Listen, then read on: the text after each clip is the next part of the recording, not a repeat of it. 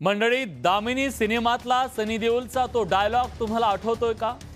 तारीख पे तारीख, तारीख पे तारीखचा त्या डायलॉगची आठवण आज मला होण्याचं कारण म्हणजे राज्यातल्या एसटी कर्मचाऱ्यांची अवस्था आज दामिनी सिनेमातल्या त्या सनी देओलपेक्षा वेगळी नाहीये।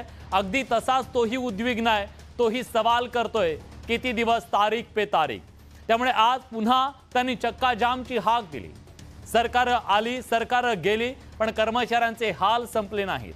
त्यांना न्याय मिळत नाही ही त्यांची भावना आहे। कर्मचाऱ्यांच्या नावाने 1760 संघटना निघाल्या, पण त्यांच्या पदरात काही टाकू शकले का हा सवाल आहे।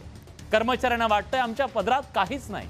5 महिन्यांचा संप झाला, 125 लोकांनी बलिदान दिलं, पण तो आजही तिथेच उभा आहे। त्याने मोठ्या आशेने पुन्हा एकदा एल्गार पुकारला। ऐन गणेशोत्सवाच्या तोंडावर झालेल्या या चक्का जाममुळे कोकणवासियांच्या पोटात गुळ आलाय। कारण जगाच्या पाठीवर कुठे असला तरी कोकणी माणूस गणेशोत्सवात आपल्या गावी जातोय, पण या चक्का जामने त्याची वाट बिकट केली आहे। रेल्वेची तिकीट मिळत नाहीयेत, आता एसटी बंद झाली तर अभूतपूर्व कोंडी त्याची होणार हे ठरलेलं आहे। त्यामुळे मार्ग काढणं सरकारची जबाबदारी आहे, पण मार्ग निघणार कसा, न्याय मिळणार कसा हा सवाल आहे। आणि आज सरकारची कोंडी केली आहे का, या सगळ्याबद्दल आपण चर्चा करणार आहोत। ही महाचर्चा एसटीच्या प्रश्नाच्या संदर्भातली, आणि या चर्चेत सहभागी होण्यासाठी आपल्या सोबत मान्यवर पाहुणे जोडले गेलेले आहेत। माझ्या सोबत स्टुडिओमध्ये जोडले गेलेले आहेत संदीप शिंदे, मान्यताप्राप्त संघटनेचे अध्यक्ष आहेत ते।